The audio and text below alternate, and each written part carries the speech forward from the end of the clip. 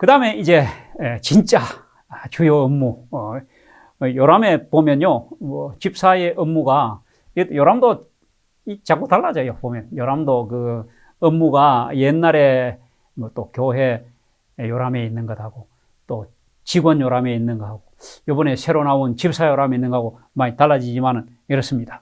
남집사는 예배와 집회 때 보조함, 또 교인 가정을 방문함, 침례식 준비, 성만찬 예식 조력, 병자를 돌보고 가난한 자들과 불우한 자들을 도와줌, 이렇게 요람에 있는 겁니다.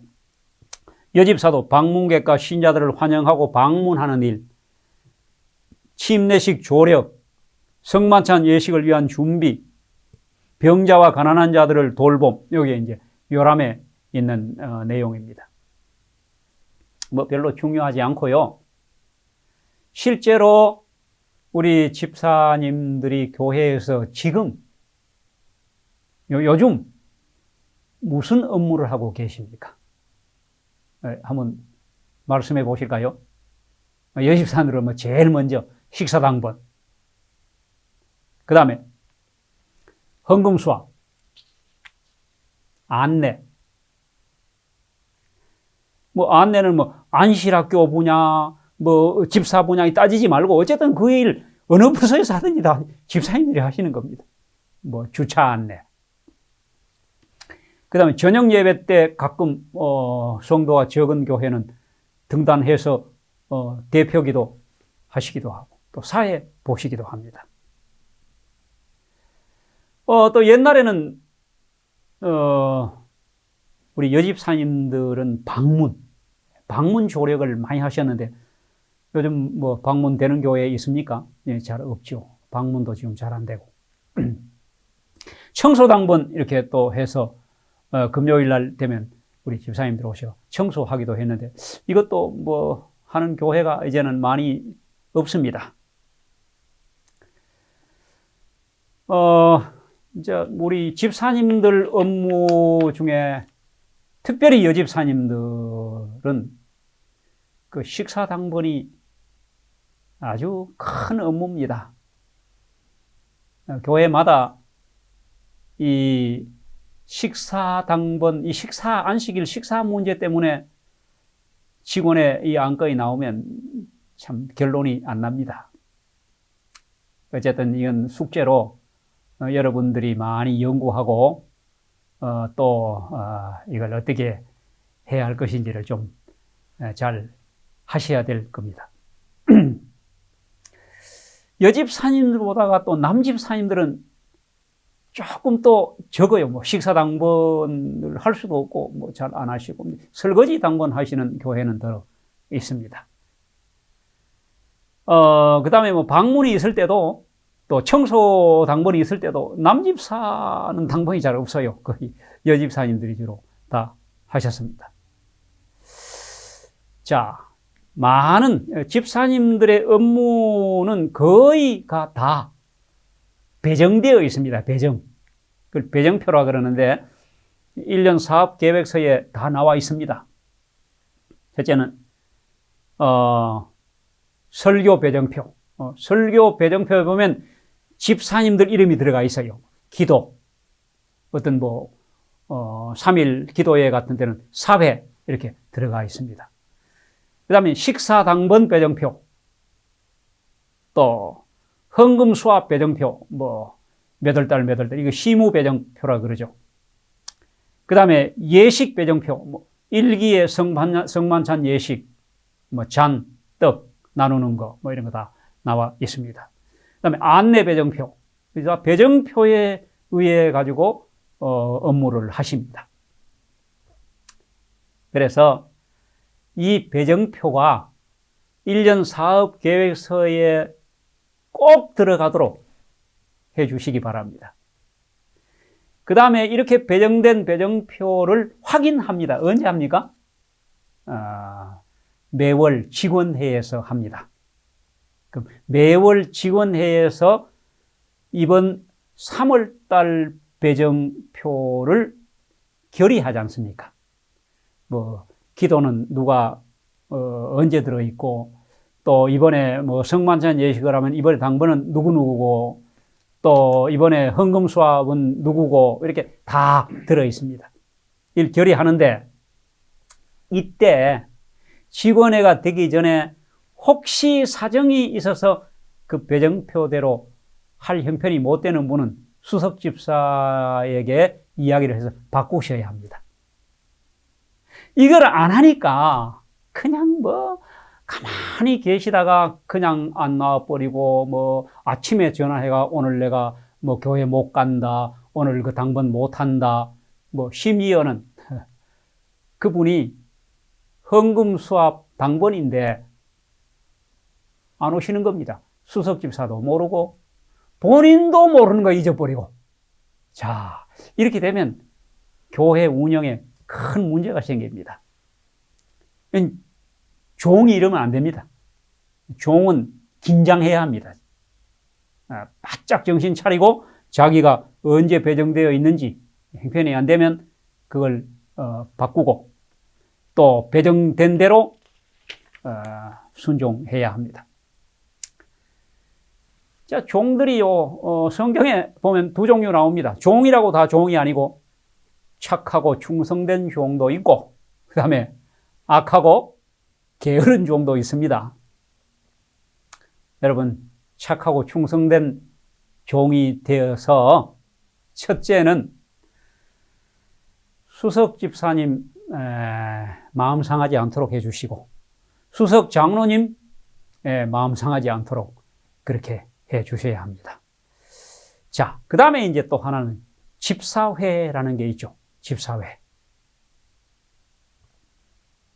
집사회 얼마 만에 한 번씩 모이십니까? 남집사 따로 하고 여집사 따로 하십니까? 같이 하십니까? 또 어떤 교회는 집사 회비를 거두는 교회도 있어요. 사실은 교회의 모든 모임은 헌금만 있을 뿐이지 회비는 없습니다. 회비 거두면 거둬보신 분 교회는 들어 알지만은 그 뭐 임의로 다시 말 직원의 결의 없이 임의로 이렇게 좀 쓸 수 있는데, 뭐 야유회 가거나 집사님들 관광 갈 때 좀 쓰고 이렇게 하시긴 하지만은, 또 장로님들은 그렇게 장로회에서 쓰긴 하지만은 잡음이 많습니다. 돈이 있는 곳에는 뭐 잘 썼니, 잘못 썼니, 뭐 마음대로 썼니, 교회에서 그런 잡음이 나면 안 되는 겁니다. 그래서 회비는 좀 연구를 하시고요. 어쨌든 집사회를 최소한 한 달에 한 번씩은 하시고, 집사 수양회는 한 기에 한 번씩 하시기를 권장합니다. 여기서 뭐 하는가? 집사회 모여가지고 하는 일은요, 그동안 하는 예식, 뭐 예를 들면 성만찬 예식, 침례식, 또 안내, 뭐 여러 뭐 식사당번 하는 것 중에 이제 문제가 생기고, 또 조금 더 잘하기 위해서 좀 고쳐야 되겠다, 이런 것들을 다 거기서 다루는 겁니다. 제일 중요한 게 뭔가? 교육입니다. 그리고 두 번째는 소통입니다. 어디든지 뭐 가정도 그렇고 교회도 그렇고 작은 집사회도 그렇고 소통이 안 되면 밑에서는 불만이 쌓이고, 불만이 쌓이면 협조가 안 됩니다. 그럼 일이 안 됩니다. 그래서 이런 집사회를 통해서 소통하고 교육해야 합니다. 그리고 안건을 받고 민원을 접수하고, 이런 일을 집사회에서 이런 건설적이고 발전적인 집사회를 운영을 잘 하시면, 이 수석 집사가 좀 잘 하셔야 됩니다. 그걸 잘 하시면 집사회가 아주 재미있고 또 분위기가 좋아지고 봉사하는데 차질이 안 생기고 또 발전하고 그렇게 됩니다. 자, 이제 장로 하겠습니다. 장로의 주요 업무. 자, 우리 장로님들은 포지션부터 아셔야 됩니다. 우리 장로님들은 그저 교회의 가장 어른들이시고 또 핵심 재직들이신데 장로 뭐 조금 상식적으로 참고로 좀 아셔야 될 것은 우리 제7일 안식일 예수 재림교회의 장로 제도는 처음에는 없었습니다. 집사만 임명했습니다. 그러다가 1854년 조셉 베이츠라는 사람이 리뷰 앤드 헤럴드지에 교회 질서라는 원고를 기고하면서 거기에 두 종류의 장로를 언급했습니다. 장로 중에는 두 종류 장로가 있다. 그 두 종류 장로 중에 하나는 치리하는 장로, 교회 다스리는 장로와 그 다음에 말씀 선포하는 장로가 있다. 그 신약 장로입니다. 신약 교회의 장로는 두 장로가 있는데 무슨 장로? 쉽게 행정하는 장로와 목회하는 장로가 있다 이 말이. 여러분들 무슨 뜻인지 아시겠죠? 지금 누구를 얘기하는지 아시겠죠? 행정, 교회를 다스리고 치리하는 장로는 오늘날 장로고 또 말씀 선포하는 장로는 누굴까요? 이 목사예요. 그 다음에 그러다가 그 이듬해 1855년에 프레스비 전도자 프레스비라는 사람이 똑같은 제목으로 교회 질서라는 제목으로 장로 둘을 언급했는데 교회를 영적으로 감독하는 장로 곧 여행하는 장로와 그 다음에 교회에 주재하면서 목양하는 지역 장로가 있다 그랬어요. 여행하는 장로 뭘까요? 누굴까요? 왔다리 갔다리 하는 장로? 이 교회에 있다가 저 교회에 가고 여기서 우리 교단에 아마 인사이동이 착안된 게 아닌가. 그 당시에는 또 실제로요 이렇게 말씀을 가르치고 전하는 목사의 역할을 하는 장로들이 한 교회에 오래 머물러 있으면 다른 데 가서 빨리 개척하고 거기도 교회를 세워야 되기 때문에 자꾸 이동해서 해야 돼요. 그리고 그분이 떠난 거기에는 누가 있어요? 목양, 그 교회를 먹이고 키우는 장로가 있었습니다. 이렇게 우리 교단의 장로 제도가 시작됐습니다. 자, 오늘날 여행하는 장로는 목사고 목양하고 행정하는 장로는 오늘날 장로입니다. 그러므로 장로는 교회의 행정자입니다. 그래서 제가 우리 장로님들은 요람을 다 공부하고 교회 행정과 교회 조직과 교회 질서를 아셔야 된다고 말씀드리는 거예요. 장로는 교회 최고 지도자고 행정자고 교회 주인입니다. 목사는 갑니다. 그래서 늘 저는 교회의 장로님이 그 교회의 중장기 계획을 장로회가 세우고 목사는 어떤 목사님이 오시든지 그 교회가 세워놓은 부분의 목회 파트만 담당해 주시도록 이렇게 해야 교회 목사님 바뀔 때마다 바뀐다 이런 얘기 그런 얘기는 장로님들이 책임이 큽니다. 그렇게 그래서 장로들이 교회를 바로잡고 바로 세우고 질서와 권위 그리고 교회를 연합시키는데 주체가 돼야 합니다. 참 장로의 역할이 큽니다. 자, 요람에 나오는 장로 업무, 장로 자격 이런 거 다 안 한다고 말씀드렸습니다. 자, 장로님들이 지금 교회에서 하고 계시는 업무가 뭡니까? 우리 집사님들도 다 아시고. 주로 뭐 합니까? 주로 장로님들은 예배 봉사합니다. 예배 시간에 안식일 날 사회 보시고, 그 다음에 공중기도, 기도하시고, 그 다음에 장로는 행정자이기 때문에 전원 직원입니다. 그렇죠? 여러분 그걸 아셔야 됩니다. 왜 장로님들은 전원 직원인가? 그럴 수밖에 없는 거예요. 장로님들이 교회 행정자고 교회 치리자고 교회를 세우는 자이기 때문에 직원에 다 들어가셔야 되는 거예요. 그 다음에 또 뭘 하십니까? 직원이시고, 또, 그 다음에 하는 게 별로 없는 거죠, 그 다음에. 그 직원에 참석하고, 직원에 들어가가지고, 직원의 교회 중요 안건 결의하는데 참여하시고, 그리고 또, 예배 시간 때 올라가셔가지고, 사회 보시고, 기도하시고. 아니, 조금, 적은 교회는 설교를 가끔 하시기도 하고, 또 뭐 하십니까? 이제, 안실학교 교사를 하시는 장로님도 계십니다.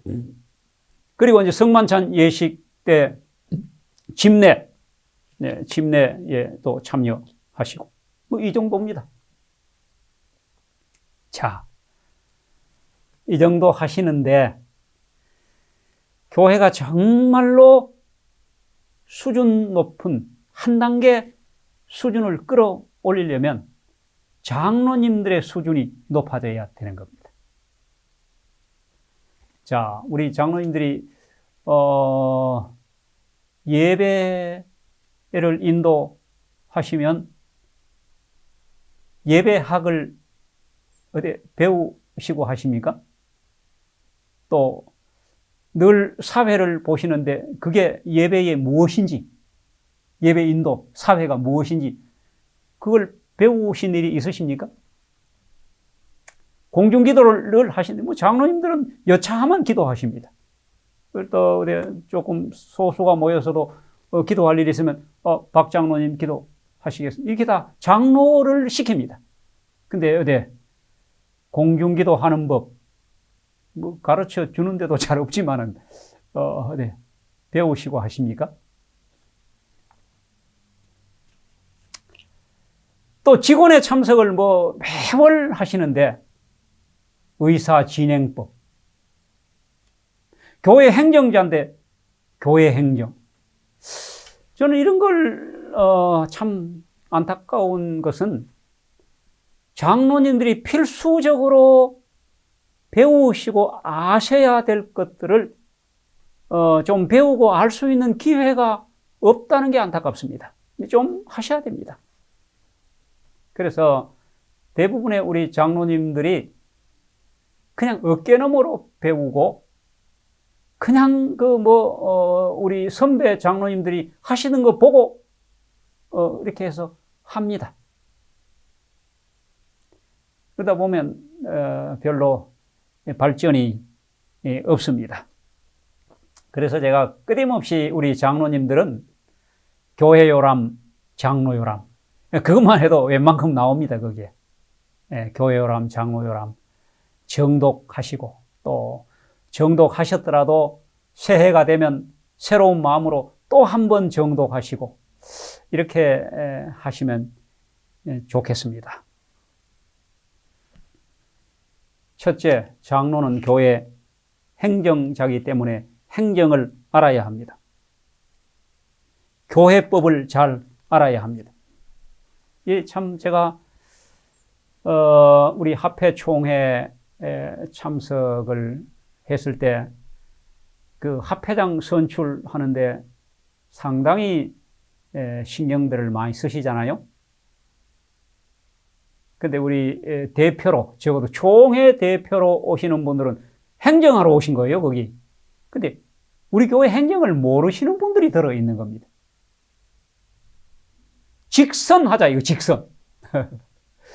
우리 합회장 여기 대표로 다 왔으니까 여기서 직선, 어떤 분들은 아예 입후보 시켜가지고 그분이 소견 발표도 좀 하고, 그리고 직선 투표하자. 제가 이 말씀을 듣고 계신 우리 장로님들 괜찮은 것 같아요. 이런 분들은 사실은 어찌 보면 총회 대표 자격도 없습니다. 저분이 우리 제7 안식일 예수 재림교회 장로 맞나? 저분 뭐야? 정체불명의 장로일 수도 있습니다. 왜냐하면 우리 교회 장로님들은 우리 교회의 행정 조직, 대의제를 모르시기 때문에 그분 자신이 교회를 대표로 오신 분이에요. 그 대표로 오신 분들이 또 대표를 뽑아서 선거위원을 조직위원 뽑고 선거위원 뽑는 거예요. 하도 이렇게 하니까 총회가 말입니다. 후보자 10명을 투표해가지고 뭐 5명 해가지고 합회장 후보 5명을 들여보내잖아요. 이렇게 잘못하고 있는 거예요. 이게 우리 장로님들 수준이 자꾸 이렇게 요구를 하니까 이렇게라도 무마하는 겁니다. 이렇게라도 참여를 하시도록. 이렇게 하면 안 되는 거예요, 원래. 그럼 만약에 여러분 생각해 보십시오. 총회가 그렇게 하고 우리 교회가 그렇게 한다고 생각해 보십시오. 우리 교회도 장로 뽑을 때 총회에서 모든 교인들이 장로 후보 써내가지고 그 중에서 뽑는다. 예를 들면 후보 나온 사람 5명 중에서 선거위원회 이름 넣어가지고 거기서 뽑는다. 이렇게 되면 어떻게 되겠습니까? 그렇게 되면 첫 번째 문제가 뭔지 아십니까? 떨어지는 사람이 생기는 겁니다. 떨어지는 사람 기분 좋겠어요? 아니, 선거위원회에서 선출이 안 된다도 교회 나오겠느니 말겠느니 하는데 떨어져 보십시오. 얼굴 들고 교회? 못 나옵니다. 여러분, 우리가 대의제를 하는 이유를 알아야 돼요. 왜 그렇게 왜 이렇게 하는지 장로님들이 이유를 알아야 돼요. 왜 선거제도가 있는지 비입후보, 입후보 안 합니다. 선거운동 안 합니다. 이거 왜 이렇게 안 하는지를 아셔야 돼요. 이거는 떨어지는 사람이 없도록, 패자가 없도록 5명 합회장 들여보냈는데 비밀이지만은 공개된 비밀입니다. 이번에 합회장 누가 나왔는지 몇 표로 떨어졌는지까지 다 나옵니다. 그럼 아슬아슬하게 떨어진 분은 무슨 생각할까요? 야, 내가 조금만 힘쓰면 되겠구나. 그 뭐 할까요, 다음에? 그래서 선거운동 이야기가 나오는 겁니다. 우리 장로님들은 행정자입니다. 행정을 아셔야 됩니다. 우리 교회 행정 대의제, 선거제도의 특수성, 이런 걸 정말로 아셔야 돼요. 그래야 교회를 질서 있고 연합이 깨지지 않도록 교회를 잘 치리할 수가 있습니다. 교회 연합 깨져버리면요, 교회 폐가 갈라지면 아무것도 안 됩니다. 여러분, 그런 교회에 들어봤지 않습니까? 막 직원회 하다가 막 그냥 싸움 박질이 나가지고 분위기가 그러다니까 교인들 떠나고 목사도 떠나고 한번 그렇게 곤도박질 치면요, 교회가 회복되는데 10년이 돼도 회복 잘 안 됩니다. 다 누구에게 책임이 있는 장로님들에게 있습니다. 장로님이 행정자입니다. 교회 주인입니다. 정말 행정 질서를 잘 알고 질서 있게 교회를 치리해 주셔야, 설사 목사가 그렇게 해도 목사를 지도해야 됩니다. 이게 교회 장로의 정말 중요한 업무입니다. 우리 장로님들 잘 아시겠죠?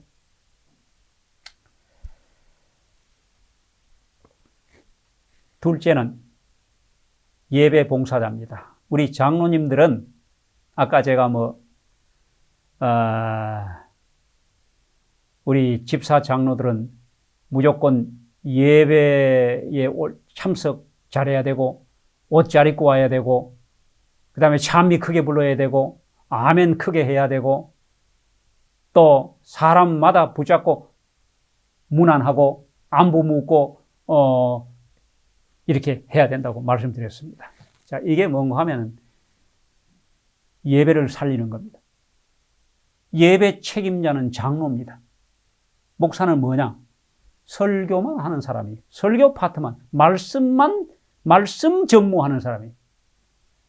모든 예배, 그래서 사회도 장로가 맡고, 기도도 장로가 맡고, 헌금수합도 집사님들이 하되, 집사 장로님들이 무조건 예배를 살려야 합니다. 지난 안식일 여러분 예배 들으셨죠?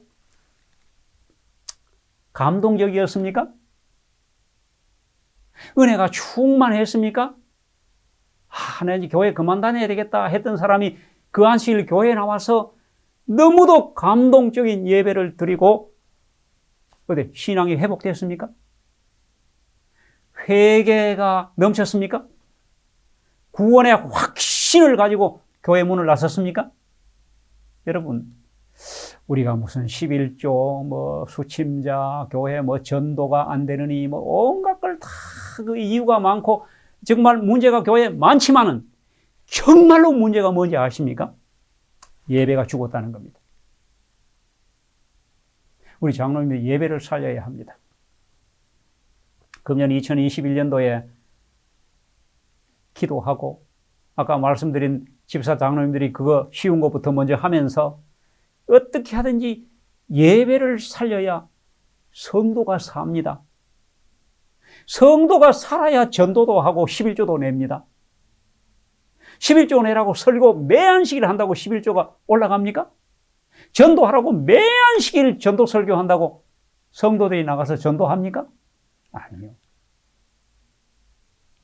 성도들의 마음속에 구원의 확신과 하늘의 소망이 넘치고 예배를 드리고 난 뒤에 막 정말 죽었던 생명이 살아나고 이런 예배를 살리는 책임이 누구에게 있는가? 목사에게, 목사 설교 잘해야 됩니다. 맞습니다. 영감적이고 은혜스러운 설교를 해야 되는 거 맞지만 설교만을 통해서 그런 일이 이루어지는 건 아닙니다.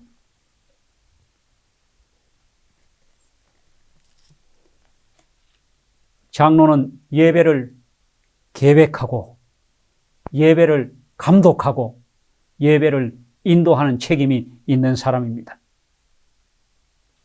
자, 장로님들이 예배에 참여하는 역할 중에 첫째, 장로님들은 안식일 예배 때마다 거의 대부분의 교회가 사회를 봅니다. 예배 사회를요, 너무 가볍게 생각하는 경향이 있습니다. 세 장로님이 모여서 한 분은 설교하고 한 분은 기도하고 한 분은 사회해야 된다면 뭐가 제일 먼저 팔릴까요? 아, 나 사회할래. 그럽니다. 제일 힘들어하는 게 뭔지 아십니까? 설교. 아이고, 나 설교 난 못한다. 이 반대입니다.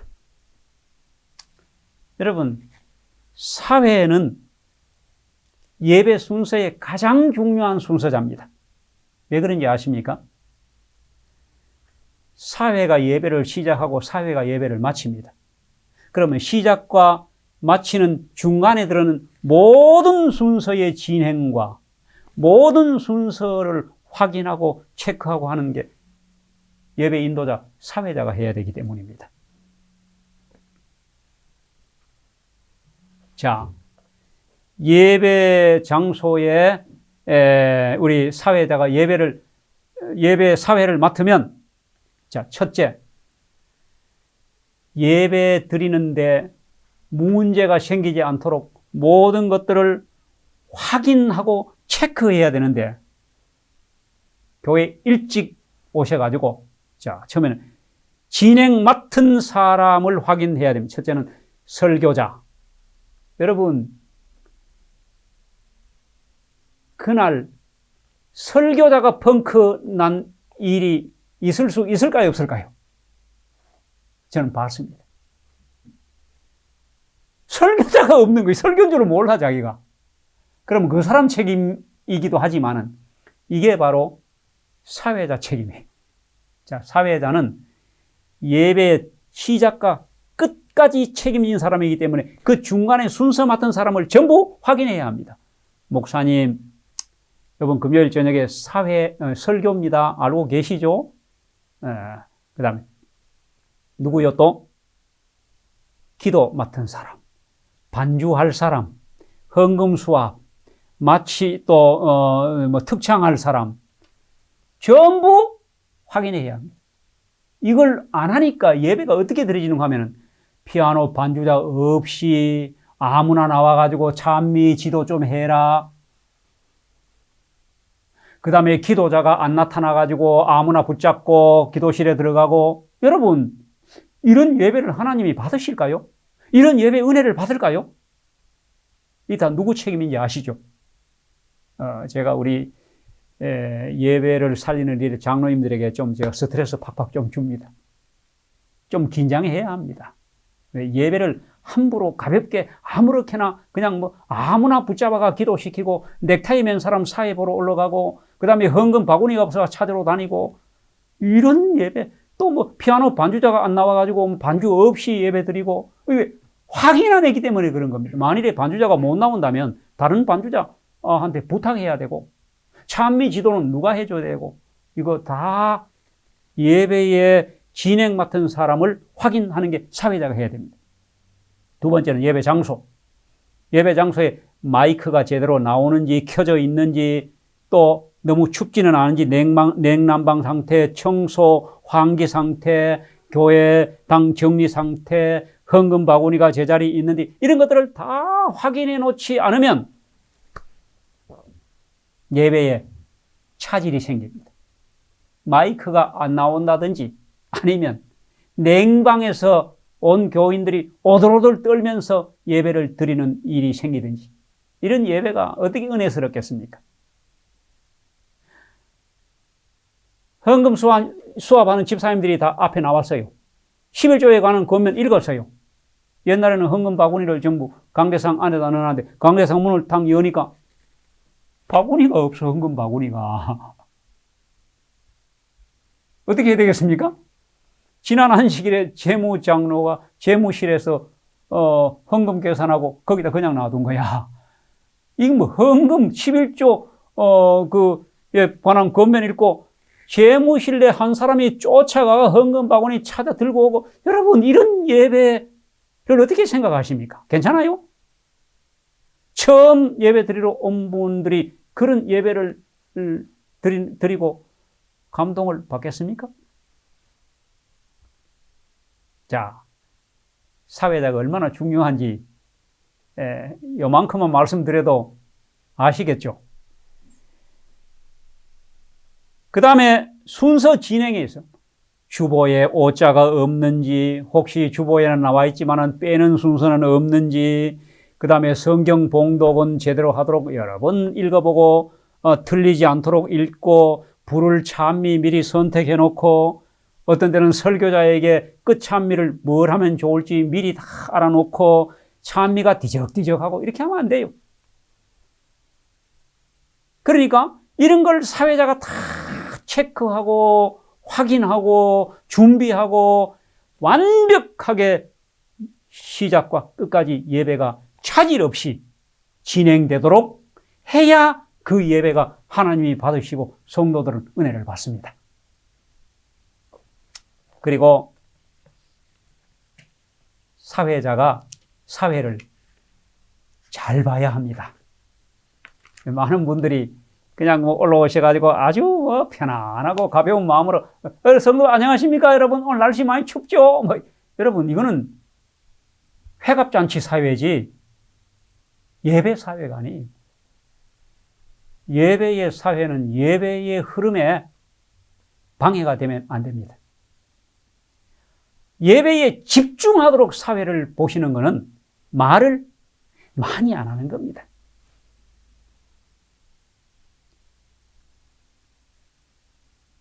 사회자가 없으면 진행이 안 되고, 사회자가 있어도 없는 듯이 사회를 보는 사회를 제일 잘 보는 사회라 그럽니다.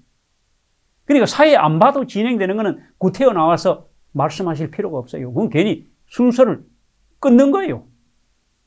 그리고 또 꼭 나오셔가지고 뭐 인사 말씀 또 아니면은 안 해도 될 말, 자기 사적인 얘기, 여러분 안녕하십니까 이런 것들 이런 그거 안 해도 다 진행되잖아요. 자, 사회를 정말 있는 듯 없는 듯 이렇게 은혜스럽게 진행을 해 주셔야 합니다. 왜? 모든 회중이 하나님께 예배에 집중할 수 있도록 그 마음과 생각을 흐트러뜨리지 말아야 합니다.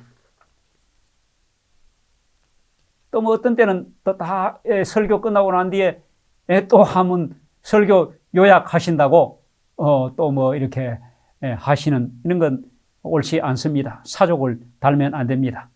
어떤 분들은 또 특창 끝나고 난 뒤에 아멘 또 계속 또 유도하고, 어떤 경우는 또 박수 유도도 하고 이렇게 하면요, 예배를 계속 공연, 예배가 아니고 공연화 시키는 겁니다. 자, 우리 집사님들이나 장로님들 혹시 사회를 맡으시면 어떤 경우에 사회를 예배 진행을 맡으셔도 명심하시고 체크하고 확인하고 준비하고 그렇게 해서 예배가 아주 수준 높은 아주 질서 있고 군더더기 없는 그런 예배로 준비해 주시면 좋겠습니다. 그 다음에 맞는 게 공중기도입니다. 이제 목사 요람에 보면 공중기도에 샘플이 나와 있습니다. 근데 이게 참 쉬운 것 같지만은 또 뭐 교회 몇십 년 다니시면 뭐 기도 다 할 줄 압니다. 누구를 시켜도 기도합니다. 그런데 어찌 보면 누구를 시켜도 제대로 못할 수도 있어요. 여러분 지난 안식일에 어떤 분이 올라가서 공중기도한 하나님께 올린 기도의 내용을 기억하고 계십니까? 지난 안식일은 고사하고 아멘 기도 예수님 이름으로 기도드립니다. 아멘 하자마자 뭔 기도했는지 다 잊어버리죠. 네. 자, 첫째 우리 장로님들이 특별히 설교 예배의 기도를 맡으시면 준비하시기 바랍니다. 설교자가 설교 준비하지 않고 설교할 수 없습니다. 준비 안 하고 설교한다면 그건 정말 망령된 것입니다. 그런데 설교자는 하나님의 말씀을 교인들에게 하는 게 설교자입니다. 그렇죠? 그런데 공중기도자는 반대입니다. 교인들을 대표해서 하나님께 말씀 올리는 겁니다. 자, 어느 게 더 두렵고 조심스럽습니까? 하나님께 말씀 올리는 게입니까? 사람에게 하는 겁니까? 그 목회자는, 설교자는요, 사람한테 하는 겁니다. 하나님의 말씀을. 그런데 많은 기도 맡은 분들이 그걸 인식 못하는 겁니다. 그냥 기도에 들어갈 단어만 나열하면 기도가 되는 줄 알아요. 아니에요. 기도자는 하나님께 말씀드리고 있는 겁니다. 얼마나 조심스럽습니까? 그리고 자기의 어떤 생각을 말씀드리는 게 아니고 청중들을 대표해서 말하는 거예요. 그러니까 설교자가 설교 준비하는 것보다가 기도자가 기도 준비하는 게 어려운 겁니다. 왜요? 지금 오늘 우리 모든 성도들이 하나님께 올릴 기도가 과연 무엇일까? 대표 기도를 해야 되기 때문입니다. 그래서 제발 준비하고 기도단에 올라오시면 좋겠습니다. 준비. 설교자가 설교 준비하듯이. 그 다음에 올라오셔서 기도를 하실 때 짧게 하십시오. 구색 맞추려고 하는 순간 기도는 틀어집니다. 많은 분들이 구색을 맞추려고 자꾸 생각해요. 이래야 기도를 잘하는 거라고 생각하는 겁니다. 그래서 짧게 하라. 예내신에 여러분 짧게 하라. 그 다음에는 단순하게 하라. 또 말은 이건 여집사님들 경우에도 많이 해당됩니다. 말을 분명하게 하고 똑똑하게 해야 됩니다. 예내신에 보면은 말이 분명하지 않아서 사람들이 잘 기도의 내용을 못 알아듣는 것을 사단 마귀는 좋아한다 그랬어요. 저 뒤에 앉아있는 사람까지 다 알아들을 수 있도록 마이크를 잘 사용해서 분명하고 똑똑하게 큰 소리로 기도하라. 쉬운 말로 하라. 제일 중요한 거는 경우에 합당한 기도를 하라. 여러분 기도 맡으면 경우에 합당한 기도, 설교 예배 시간대 하는 기도, 저녁 예배 설교할 때 그 첫 기도 하는 기도, 방문 가서 하는 기도, 또 장례식 그 하관 예배나 발인 예배, 입관 예배 때 하는 기도. 딱 여러분 이제 얘가 이 강의를 들으시고 이제 잘 한번 들어보십시오. 저분이 기도를 준비하고 하는지, 경우에 합당한 기도를 하는지, 그렇지 못한지 이제 조금은 들립니다. 뭐 장례식에 기도 준비 안 하고 하면요, 감사합니다로 시작해서 감사합니다로 끝납니다. 왜? 습관이 입에 붙었기 때문에 그래요. 우리가 예배를 시작할 때에 하는 기도는 설교자를 통하여 하나님의 말씀이 유가족들에게 위로와 소망이 되게 해달라고 기도하는 거잖아요. 근데 그렇게 준비를 안 하면 말끝마다 감사합니다, 감사합니다. 이게 참 뭐 잘못됐다고 할 수는 없지만은, 그러나 거기는 예수 안 믿는 상주도 있을 수 있습니다. 그 사람이 아버지가 죽었는데, 아버지가 돌아가셨는데 계속 감사하다 그러면 기분 그렇게 썩 좋지 않습니다. 경우에 맞지 않는 기도를 하기 때문입니다. 자, 경우에 맞게 기도를 준비해서 해야 합니다. 그리고 또 공중기도에 가장 좋은 자세는 무릎을 꿇고 기도하라 되겠습니다. 그리고 중요한 것 중에 하나가 사람에게 하지 말고 하나님께 기도하라, 이런 예언의 신의 말씀이 있습니다. 이게 무슨 말씀입니까? 사람의 귀에 들리게, 사람의 귀에 듣고, 특별히 방문 가서 예배 드리고 기도할 때 보면요, 그 방문 받는 사람이 어떻게 하든지 좀 기분 좋고 뭐 이렇게 하도록 하나님께 기도하라, 이렇게 하면요, 무슨 기도 시작을 거창하게 뭐 시편 한 편 읽고 성경절 한 절 읽고 막 기도에 막 중간중간에 성경절 여러 절 넣고, 이거는 하나님께 설교하는 것이다 그랬습니다. 기도에 멋을 부리거나 단순하게 하라, 쉬운 말로 하라는 말은 정말 하나님께 기도하라는 말이. 자, 뭐 이것도 길게 못합니다. 제가 공중기도의 목사 요람에 보면은 주기도문을 중심으로 공중기도를 준비할 때 포함되어야 할 내용 7가지가 나옵니다. 첫째는 하나님의 이름을 부르라. 자, 무조건 기도는요, 하늘에 계신 우리 아버지, 하늘에 계신 하나님, 이렇게 시작하라는 겁니다. 네. 이렇게 시작 안 하는 기도 있죠? 네, 있습니다. 기도의 멋을 좀 부리려고 시편 23편으로 시작하는 사람도 있고, 뭐 여러 내용이 있는데, 공중기도는 제일 중요한 게 뭔지 아십니까? FM대로 해서 내가 대표로 하니까 모든 교회 성도들이 아멘 할 수 있도록 해야 되는 거예요. 내 개인 기도할 때는 상관없어요. 뭐라고 하든지 상관없어요, 사실은. 그런데 공중기도만은, 나는 저분이 기도할 때는 아멘 하고 싶지 않아. 그 대표적인 것 중에 하나가 제가 들은 건, 기도 다 끝나고 있는데 예수님의 이름으로 기도 드렸사옵나이다, 기도 드렸습니다, 나는 아멘 하고 싶지 않다, 이렇게 얘기하는 분이 있어요. 저한테 찾아와서. 그러면 그 기도 잘못하는 겁니다. 개인 기도 하실 때는 그렇게 하셔도 돼요. 근데 앞으로 이제 예수님의 이름으로 쭉 기도 드리고 있겠나이다, 어떻습니까? 괜찮아요? 뭐 괜찮은 것 같지만은 아멘 하고 싶지 않은 사람이 있다면 그렇게 하면 안 된다는 겁니다.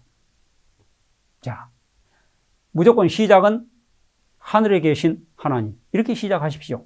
하늘에 계신 우리 아버지. 자, 두 번째는 감사와 찬양을 하는 겁니다. 이렇게 해서 감사하고, 또 뭐 우리 다 성도들이 안식일 날 이렇게 이제 그 비대면 예배로 드리다가 대면 예배로 드리게 해 주셔가지고 이제 교회 오늘 다 나오게 해 주셔서 감사합니다. 이 감사와 찬양을 넣어요. 자, 그 다음에 세 번째는 뭐 넣어야 되겠어요? 세 번째는 죄 용서, 회개의 기도를 하는 겁니다.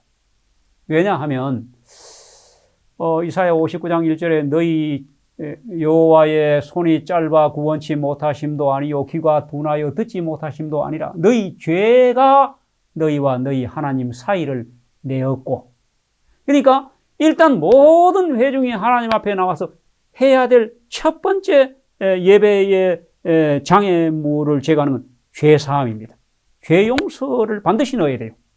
모든 기도에 죄 용서를 넣어야 합니다. 회개. 그 다음에 이제 네 번째는 우리 자신과 마음을 하나님께 드리는 헌신의 기도를 하고, 그 다음 다섯 번째는 이제 일반적인 중보와 여섯 번째 특별한 중보. 이게 뭡니까? 우리 교회가 온 회중이 알고 있는 기도 제목. 요즘 같으면 이제 코로나19 이게 빨리 어떻게 수습되고 이게 떠나도록 하는, 이건 참 대표적인 기도. 또 나라를 위한, 나라 위정자들을 위하고, 우리가 대총회 지도자들을 위하고, 또 우리 교회에 특별한 건축이 있으면 건축을 위하고, 이런 것들을 여기 넣고, 그리고 꼭 해야 되는 것 중에 예배 이 자체를 위하여 기도 반드시 해야 됩니다. 많은 분들이 저녁 예배 드릴 때는 이거 잘 안 해요. 설교 말씀을 하는 이 설교 말씀과 또 그 말씀을 듣는 청중을 위하여 기도하는 겁니다. 이렇게 이제 일반적인 중보와 특별한 중보가 끝나면 일곱 번째 결론, 예수님의 이름으로 기도를 마치는 것. 예수님의 이름으로 기도 드립니다. 이런 폼에 맞추어서 우리 장로님들이 또 집사님들이 기도를 맡으시면 정말 요약해서 간단하고 핵심적이고 쉬운 말로 기도를 잘 준비하시면, 자, 여러분 기도를 할 때요, 준비 안 된 기도는 어느 부분에서 아멘 해야 될지 몰라. 근데 준비된 기도는요, 벌써 기도를 하는 도중에 회중들의 마음 속에서 아멘 하고 싶은 충동이 막 일어난다니까. 아멘. 정말로 그렇습니다. 정말 하나님이 그렇게 되기를 바랍니다. 아멘. 이런 기도를 해야 됩니다. 자, 이런 기도와 이런 사회와 준비된 순서, 이런 것들이 다 이렇게 어우러질 때에 예배가 사는 겁니다. 그럼 결석생이 줄고, 그러면 뒤로 물러가는 사람도 없고, 그러면 믿음이 연약한 사람이 오면 구원을 받습니다. 여러분, 교회가 세워져서 그 교회에서 영혼을 구원한다는 말은 이렇게 구원 얻는 것이지, 그냥 불러다가 침례만 계속 여러 명 주는 거, 그것도 대단히 중요하지만은 그것만은 아닌 것입니다. 우리가 다 잘 알고 있는 것입니다. 그리고 첫째는 장로 행정자다. 둘째는 예배 인도자다. 셋째는 장로는 부목사입니다. 장로하고 목사하고 마음이 잘 맞아야 합니다. 마음이 잘 안 맞아도 장로와 목사가 잘 조화를 이루어야만 교회가 편안하고 행복하고 사업도 잘 됩니다. 많은 경우에 우리 장로님들이 잘못 생각하시는 것 중에 하나가, 초창기 때 조셉 베이츠나 이런 분들이 얘기했다 그러듯이 목사도 장로고 장로도 장로요 하는 역할만 다른 겁니다. 그래서 속된 말로 종자가 같은 종자입니다. 근데 많은 경우에 우리 장로님들은 목사를 감독하고 또 목사님이 뭘 잘못하시면 아무도 얘기 못하니까 장로들이 가서 얘기해야지. 장로들이 총대 메고, 그 다음에 목사와 교인들의 어떤 분쟁이 생기면 장로들은 어느 종자요? 교인 쪽에 가고, 이 아주 잘못된 겁니다. 보면 이게 장로 요람에 나오는 얘기입니다. 장로는 목사 편에 서야 하는 겁니다. 목사를 지지해야 돼요. 여러분, 장로님들만 목사 편에 딱 서면 교회 목사와 성도들 간에 어떤 분쟁도 일어날 수도 없고, 일어나도 바로 수습됩니다. 장로님들하고 목사님이 이렇게 갈라질 때 교회 성도들이 엄청난 상처를 입고 피해를 봅니다. 이거 꼭 명심해야 합니다. 우리는 어쨌든지 뭘 바루는 것보다도 제일 중요한 것은 영혼입니다. 다 다 옳게 하고 다 잘해도 영혼을 잃으면 다 잘못한 겁니다. 자, 좋은 목사는요, 태어나는 것이 아니고 만들어지는 것입니다. 누가 만드는 것입니까? 장로님들이 만드는 겁니다. 장로들이 좋은 목사를 만들어야 합니다. 만능 목사는 없습니다. 모든 걸 설교도 잘하고 행정도 잘하고 인간성도 좋고 모든 이런 목사는 없습니다. 다 잘하는 목사는 없기 때문에 그 부족한 부분을 부목사로서 장로들이 채워야 하는 겁니다. 목사가 잘하는 게 있어요. 그것만 잘하도록 하면 돼요.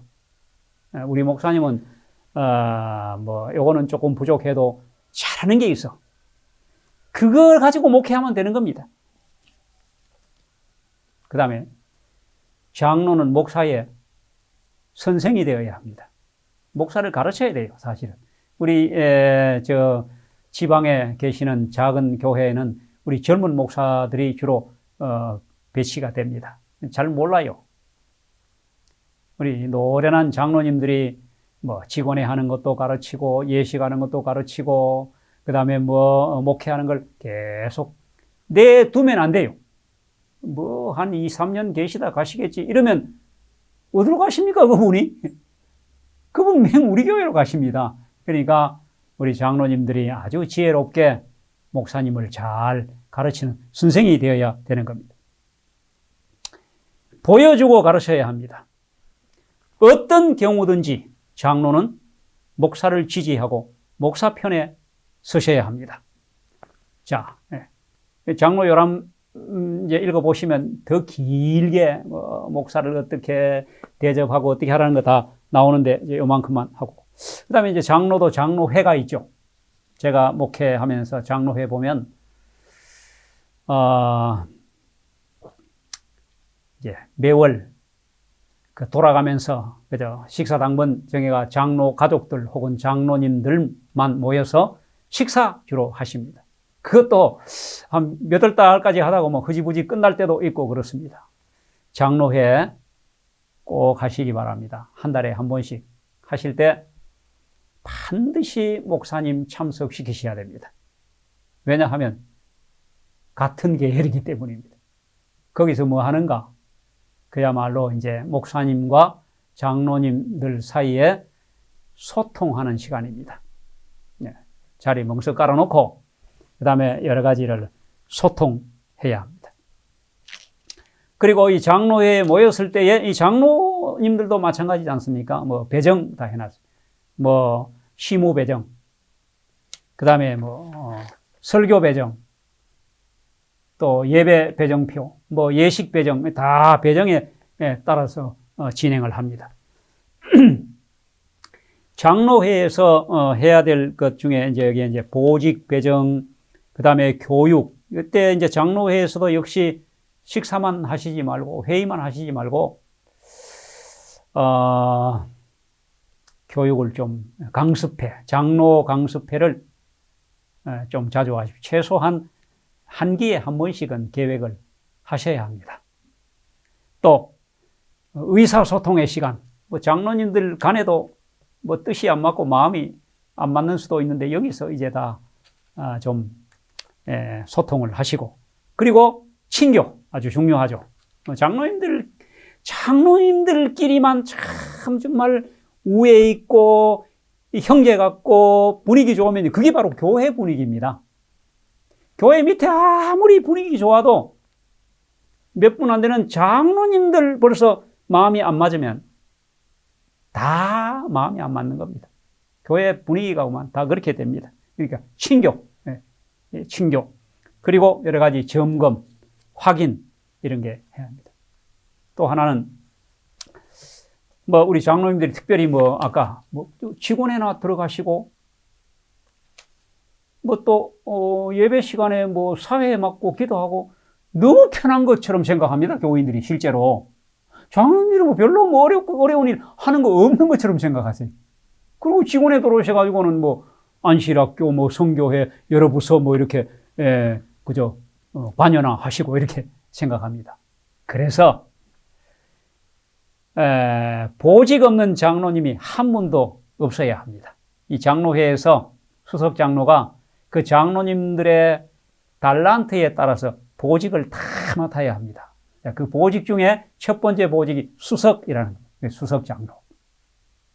주로 장로님들이 교회 서기, 장로님들이 교회 제모하는 데도 있고, 장로님들이 안실학교 교장하는 데도 있고, 또 청년부, 어린이부 고문도 하시고, 그래도 큰 교회 장로님들 많은 데는 그래도 장로님들이 남아 돌아요.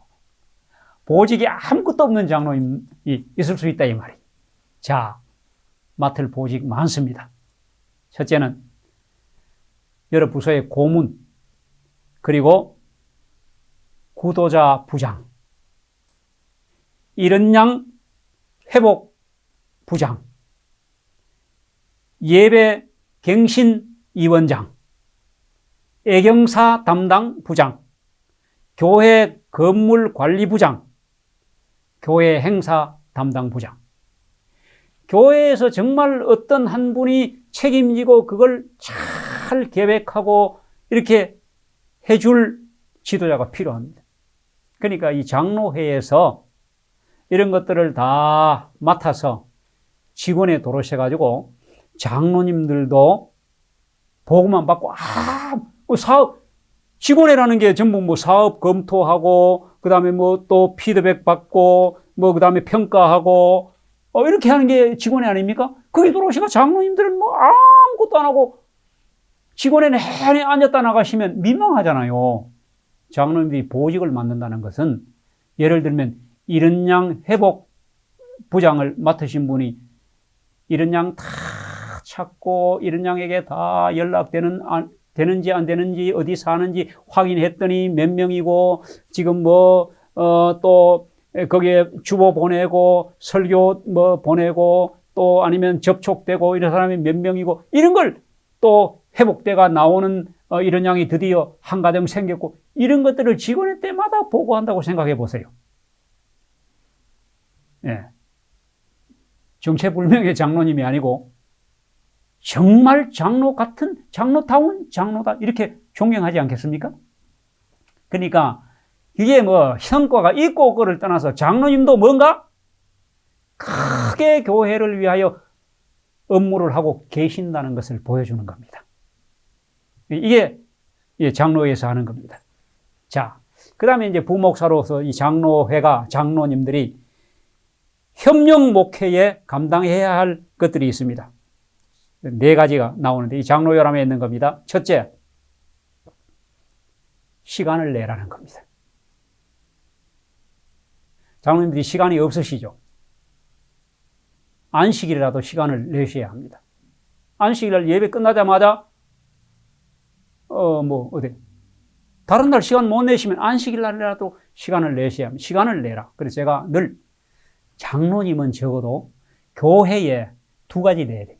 하나는 얼굴 내고 하나는 이름 내는 겁니다. 얼굴 낸다는 게 시간 낸다는 거예요. 교회 대청소든지 교회 김장이든지 교회 전도회든지 교회 예배든지 뭐든지 장로님의 얼굴이 거기 있어야 합니다. 여기 요람에 나와 있는 거예요. 이름 내라는 말은 무슨 헌금이든지 감사 헌금이든지 뭐든 이름이 나와야 될 때 장로님들 이름이 반드시 나와야 돼요. 특별 헌금하는데 장로님의 이름이 없다 이러면 참 문제가 교회에 여러 가지로 생깁니다. 이게 협력하는데 장로님들이 반드시 협력해야 될 것. 두 번째는 목사의 능력을 극대화시키라. 자, 이 말이 뭔가 하면 사실 목사도 사람이잖아요. 자, 정말 내가 이 교회에 뼈를 묻을 각오로 정말 잘해야 되겠다. 열심히 해야 되겠다. 이런 마음이 들도록 해야 되는 겁니다. 그래서 어떤 때는요, 목사님 집 방문 좀 자주 해 주십시오. 목사도 성도입니다. 대신방 때도 빠져요. 아무도 전화, 방문하는 사람 없습니다. 그래서 제가 어떤 교회 이런 얘기했더니 그 교회는 정해놓고 아예 장로님 일동이 담임 목사 집에 방문 와서 예배 드리고 오실 때 뭐 좀 이렇게 들고 오세요. 야, 그 참 뭐 목회자의 날도 물론 해야 되지만은 이렇게 좀 정해놓고 목사의 가정을 방문 좀 해주시기 바랍니다. 목사도 참 인간이기 때문에 정말 힘들고 아주 이 번아웃 될 그런 지경에 이를 수도 있습니다. 목회를 이거 계속 해야 되나 말아야 되나 이럴 때도 있다는 겁니다. 이걸 누가 다 협력하고 돌봐야 되는 장로회에서 해야 되는 겁니다. 세 번째는 목사의 약점을 보완하라. 목사의 약점을 그 약점 때문에 자꾸 뭐 그렇게 장로님들이 뭐 이렇게 말씀을 하셔서 될 일이 아니고 그 약점을 보완해 줘야 돼요. 장로가 목사의 부족한 것을. 그래서 로마서 12장에 교회를 몸으로 비유했지 않습니까? 자, 그 다음에 네 번째는 목사의 가족을 돌보라. 방문하고 위로하고 격려하고 도와주고 또 목사의 가정에 뭐 예를 들면 목사가 너무 춥게 지내지는 않는지 너무 덥게 지내지는 않는지 뭐 제대로 밥은 먹고 사는지 뭐 아픈 사람은 없는지 사실은 목사도 그런 돌봄이 필요합니다. 이게 장로님들이 하셔야 될 일입니다. 자, 장시간 이제 여기까지 마치고 결론적으로 사실 이게 수십 번에 걸쳐서 수십 시간 해야 될 걸 이렇게 급한 마음으로 말도 빠르게 이렇게 제가 강의를 했습니다. 부족한 강의지만은 우리 새로 되신 집사님들과 장로님들 그리고 또 우리 모든 재직들 금년 한 해 오늘 드린 말씀이 도움이 되기를 바랍니다. 다 잊어버려도 또 다 기억할 수도 없습니다. 다 실천에 옮길 수도 없습니다. 드린 말씀 중에 당장 할 수 있는 쉬운 것부터 해서 교회가 달라지고 또 달라진 교회를 통하여 금년에 영혼들이 살아남고 구원 얻는 그런 교회가 되기를 간절히 바랍니다. 감사합니다.